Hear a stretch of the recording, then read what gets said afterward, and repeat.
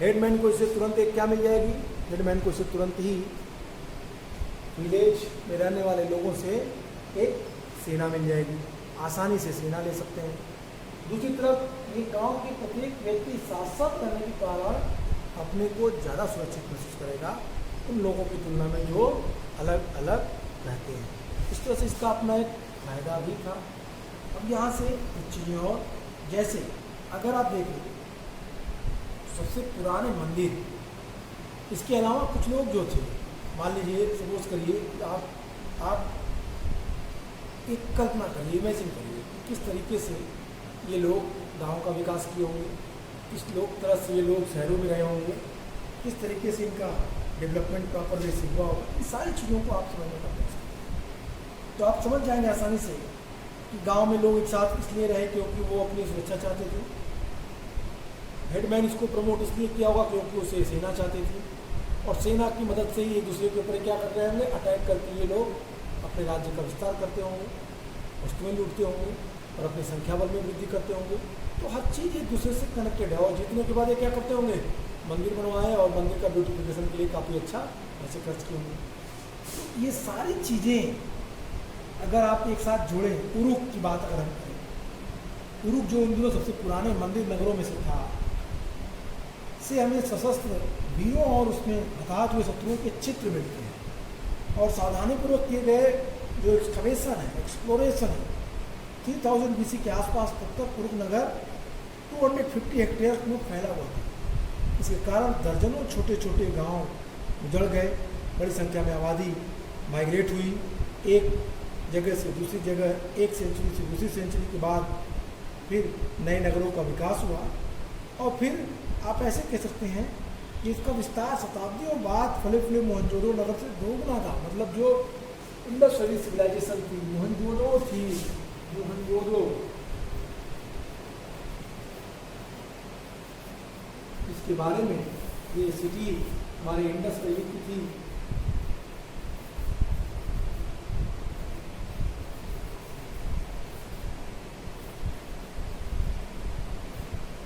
हमारी Indus valley की थी, तो इंडस वैली की जो चीज़ें थी, जो नगर था, इससे 2 गुना बड़ा था। कौन सा? ये मोहनजोदड़ो, सॉरी ये मोहनजोदड़ो से 2 गुना बड़ा था। कौन? मेसोपोटामिया। मेसोपोटामिया से 2 गुना बड़ा शहर था। तो 250 हेक्टेयर, 250 हेक्टेयर्स में ये सभ्यता फैली हुई थी, विस्तृत थी। इन चीज़ों को अगर आप ध्यान से देखें तो आप ये कल्पना कर सकते हैं कि शहर का विस्तार कितने बड़े क्षेत्र में रहा होगा। यहाँ ये भी उल्लेखनीय है कि उरुक नगर की रक्षा के लिए के चारों तरफ काफ़ी पहले से ही एक सुदृढ़ दीवार बना दी गई थी। उरुक नगर 200 to 400 AD तक था। चलिए मैं कुछ चीज़ों को और आपको एक्सप्लेन करता हूँ, इसको आसानी से समझने के लिए। इसमें कुछ चीज़ें बहुत महत्वपूर्ण हैं।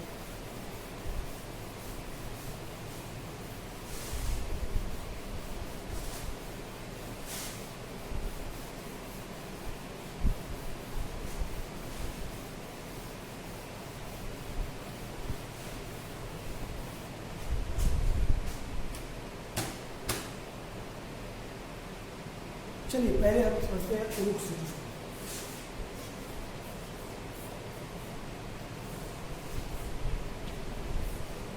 उरुक सिटी क्या थी?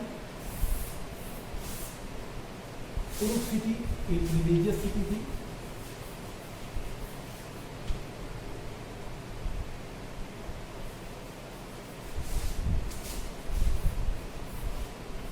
उरुक सिटी एक रिलीजियस सिटी थी। अब उरुक सिटी जो एक रिलीजियस सिटी थी, इसका विस्तार कितने में था? मेरा 250 हेक्टेयर में। कहता है ये कितने बड़े क्षेत्र में था? कहता है ये मोहनजोदड़ो से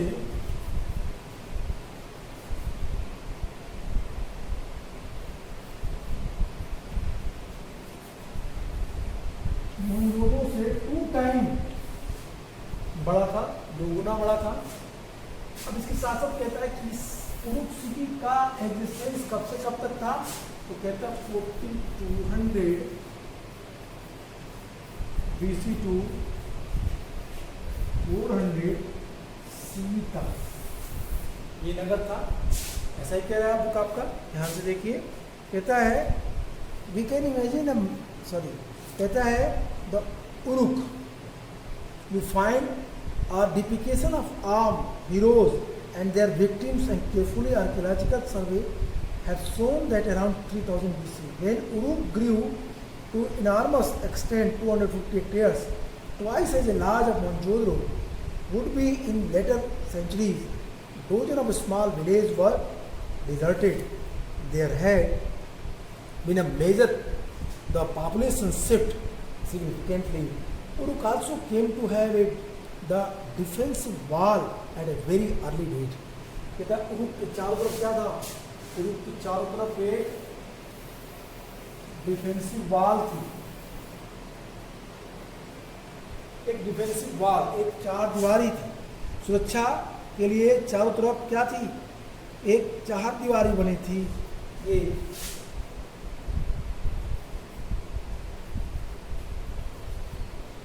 ऐसा नहीं था कि आप अगर इंडस के शहरों के बारे में पढ़ेंगे तो आपको वहाँ पे भी क्या मिलेगा? ये चार दीवारी मिलेगी, सुरक्षा की दीवार मिलेगी। तो उरुक में काफ़ी पहले इस सुरक्षा की दीवार बनी हुई थी। कहता है इस नगर का एग्जिस्टेंस कितने दिन था? The site was continuously occupied from about 4200 BC to about 400 CE, and by about 2800 BC it had expanded to 400 hectares. कहता है जो ये उरुक सिटी थी, 200 BC to 400 CE के बीच तक इसका एग्जिस्टेंस था। और कहता है 2800 BC के आसपास ये नगर क्या हुआ? 400 हेक्टेयर में बदल गया। पहले कितना बड़ा था? 250 हेक्टेयर, लेकिन 1800 BC के आसपास, 2800 BC के आसपास आते आते कितना हो गया? 400 हेक्टेयर तक हो गया। मतलब उरुक शहर जो था, जो एक रिलीजियस सिटी थी, जो एक धार्मिक नगरी थी, वो धीरे धीरे काफ़ी बड़े क्षेत्रों में फैलने लगी, और इतने बड़े क्षेत्रों में फैल गई इससे ये सभ्यता एक नए स्वरूप, एक नए आकार को। अब आप एक कल्पना कर सकते हैं कि इस मेसोपोटामियन सिविलाइजेशन की जो एक रिलीजियस सिटी थी उरुक, हमने शुरुआत में ही कहा कि जो शहर का फॉर्मेशन है तो तीन तरह से हमने बात की थी, एक रिलीजियस, एक कल्चरल और एक ट्रेड बेस्ड। तो रिलीजियस बेस्ड सिटी उरुक थी, टेम्पल रहा होगा और टेम्पल के आसपास सभ्यता विकसित हुई थी। ट्रिपल आर्किटेक्चर के बारे में हमने बात की, हमने आपसे डिस्कस किया। तो कहता है कि इसका एक्सपेंशन देखें, इस नगर का आप विकास देखें। तो कहता है पहले कितना हुआ था? 250, बाद में कितना बड़ा होगा ये?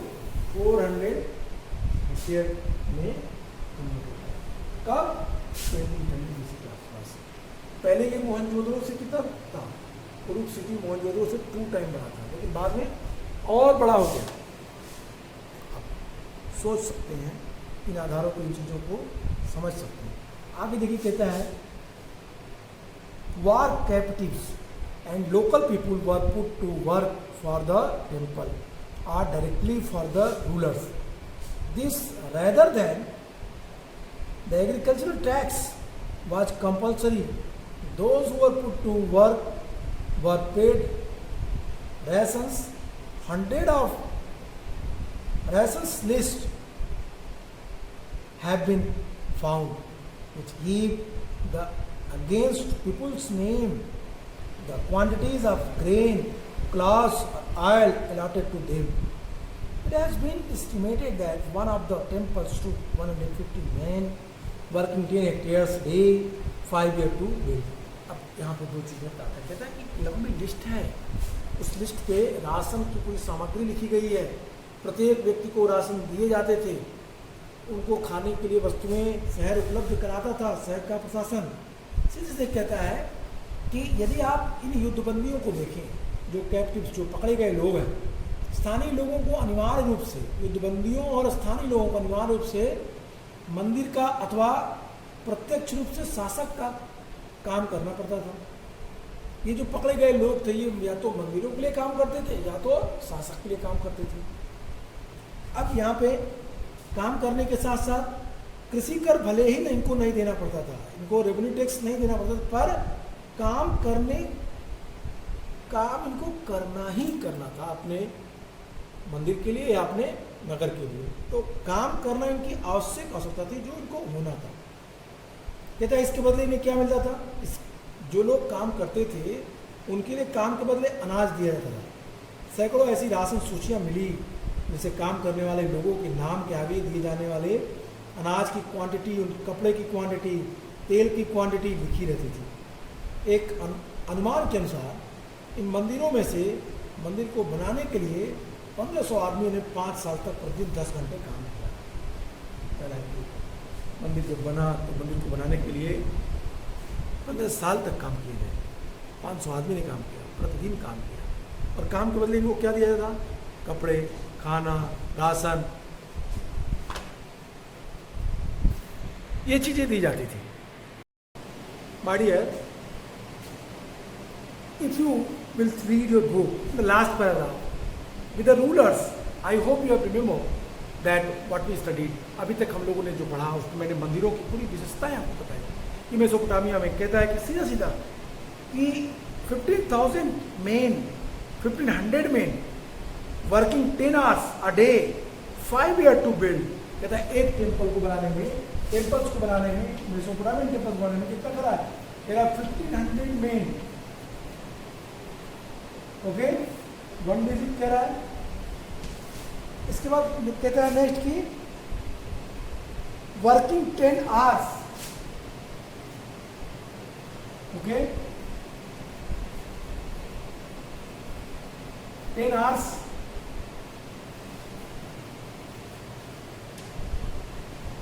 working, 10 hours working a day, 10 hours working a day, and कहता है 5 years to build। कितना टाइम लगा? इसके बाद भी टाइम कितना लगा? 5 years।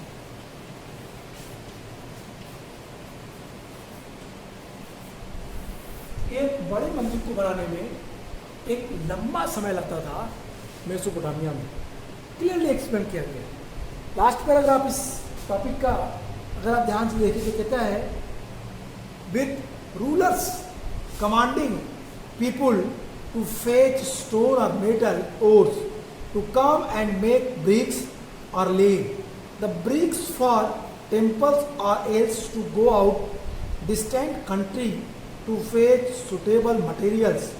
There were also technical advance to Uruk around 3000 BC. Bronze tools came into use for various crafts.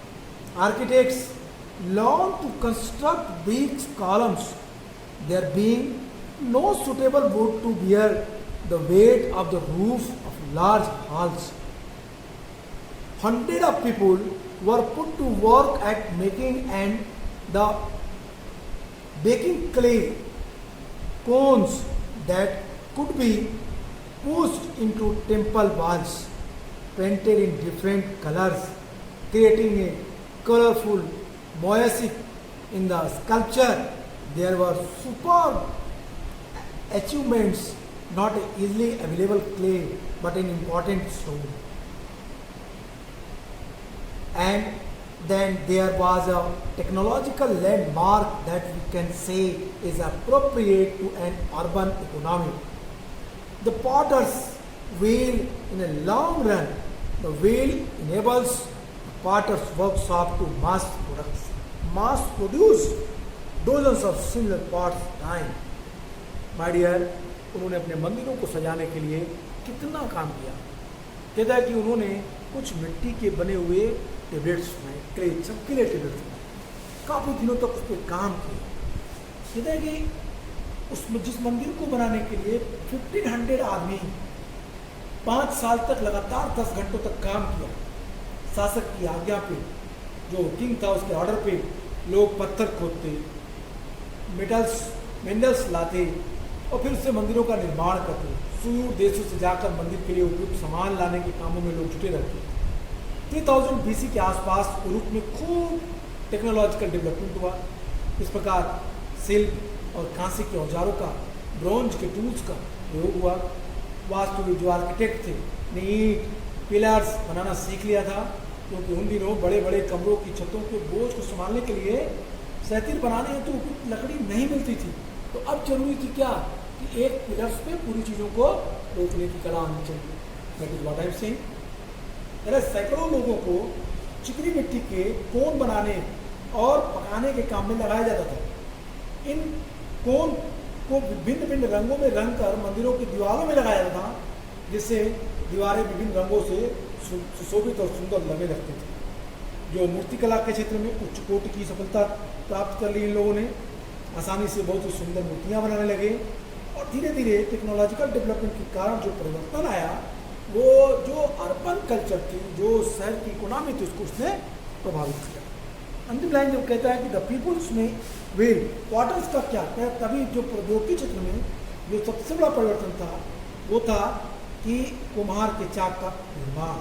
आगे चलकर कुम्हार ने जो क्वार्टर्स व्हील थी, जो कुम्हार के चाक थे, इससे न केवल पहिए बने बल्कि इससे अच्छी धातु की मूर्तियाँ, अच्छी धातु की वस्तुएँ ये लोग बनाने लगे। ये अपने में सबसे यूनिक और महत्वपूर्ण बात। I hope you are getting understand what I am saying my dear.